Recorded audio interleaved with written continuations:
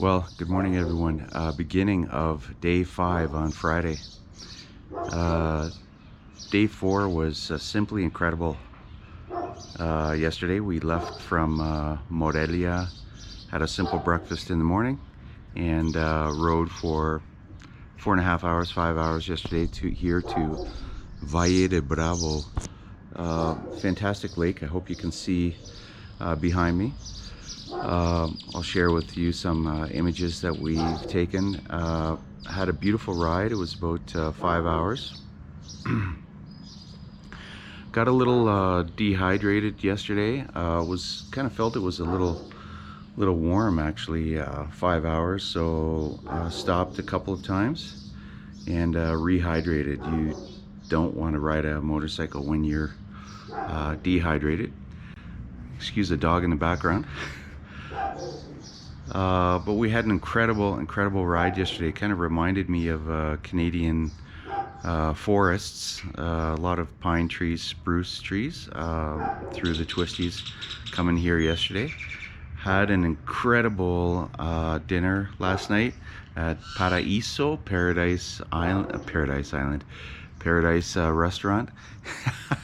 And had a beautiful fish dinner, a couple of beers, and really had a relaxing evening here in this fantastic Airbnb house. But check out the scenery. It's just so tranquil here in Valle de Bravo. Beautiful place. I love coming here. The Centro area is absolutely beautiful. You can rent a boat and take a tour, have a nice dinner as we had lakeside last night, and just so relaxing to watch the sunset, enjoy the beautiful evening and a very quiet morning other than a few local dogs. So check out the scenery. It's just fantastic. Hey, I tell you what to do. Hey, need to pay your dues. Oh, don't be wasting any precious time now. Gotta shake it off. We all face the bad intentions up to you. Oh, you don't be giving them attention up to you. Why don't you walk now?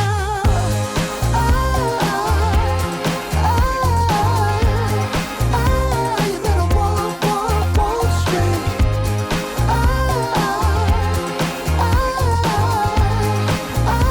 You better walk straight.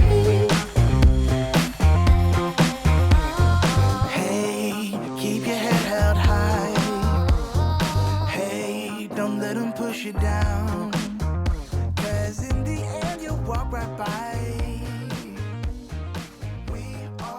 We tried to get up to the to a lookout point in Valle de Bravo, and originally the roads are about, I don't know if you can see my hand, about this steep, and then halfway up it got like this steep, going up to the lookout point. It was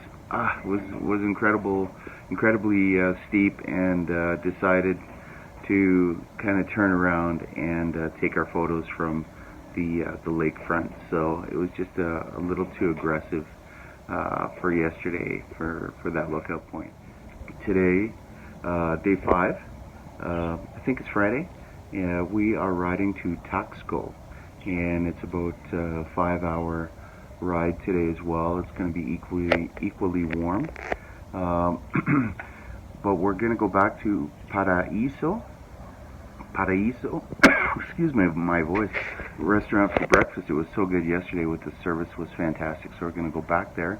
We're going to ride through the Centro of Valle de Bravo, have breakfast, and then be on our way to Taxco. So check in with you a little bit later. Okay, a couple things I want to emphasize that we've been practicing through this route in terms of moto safety. As you know, I'm kind of a safety fanatic, and I guess I have to be riding a motorcycle, as do we all. The first is involving dogs, believe it or not. Here in Mexico, there's not much control over the dog population. Neutering and spading dogs, it happens, but there's not much control. It doesn't happen enough. So unfortunately, there's a lot of dogs on the road, and a lot of dogs perish on the road as well. So you have to be extremely careful as you're riding on the roads here in Mexico, looking out for dogs. So what I find is a lot of dogs actually are fixated on motorcycles. And once you notice that a dog is fixated on your bike because of the noise, or if he's nervous or his property is threatened in some way and he wants to run and chase you, slow down your motorcycle. Slow down and don't get nervous. Don't panic and go faster. You actually slow down and you watch the dog, and his eyes are wide open, his ears are up, his tail is straight, and he's gonna run. He's gonna run. So you see that, you slow down your bike, and the moment that dog takes off for you, that's when you hit the accelerator and you go and you take off out of his way. And I guarantee you it works 100% of the time. Hopefully there's not too much traffic. Hopefully you have space to slow down, and then accelerate, and you will not affect the dog, and he won't affect your motorcycle. So good luck with that. I'm telling you, it really works. Okay, I want to share one other safety priority that we have a lot of experience with on this particular ride, and that is passing other vehicles on a two-way highway. We were going through the mountains. Was basically two-way highway all the way throughout the whole trip. So one of the beauties of owning a motorcycle is having the ability to pass people very quickly and very efficiently. However, as we all know as riders, that is extremely dangerous to do. People can come out at you, and things on the road, and things can happen. So we have to be extremely cautious when we're passing people. There's that goes without say. But if you're passing a line of people, all too often the people in front of me don't even know I'm behind them, because they are fixated on the opposite traffic coming the other way, so that they too can pass. So as a recommendation, we practice using our horn every time we start our trip. We often have our left thumb on the horn as we ride, because we just never know what's going to happen. So we flash our lights. I ride with my high beams on during the day, all the time. And sometimes people flash me, that's okay.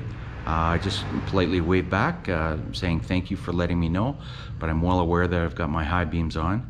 And as we pass a line of cars, you have to be prepared that the people in front of you are not looking for you, and they may want to pass and come out in that lane where you are passing and bump you off the road. That's all too common, as we all know. So I've got my left thumb on the horn at all times, and even if they don't come out, I'm using the horn, I'm beeping the horn as I'm passing, so that they know, and I find that that is very efficient. The horn on this GS behind me is extremely loud. It sounds like the Roadrunner, I know, but it is extremely efficient being heard by other vehicles. And the Ducatis have loud horns as well, but I feel that the BMW is more efficient. And so flash your lights, use your horn, be ready with that left thumb is my recommendation. Have that muscle memory practice every time you start your ride with your horn and your fog lights. So be very, very careful.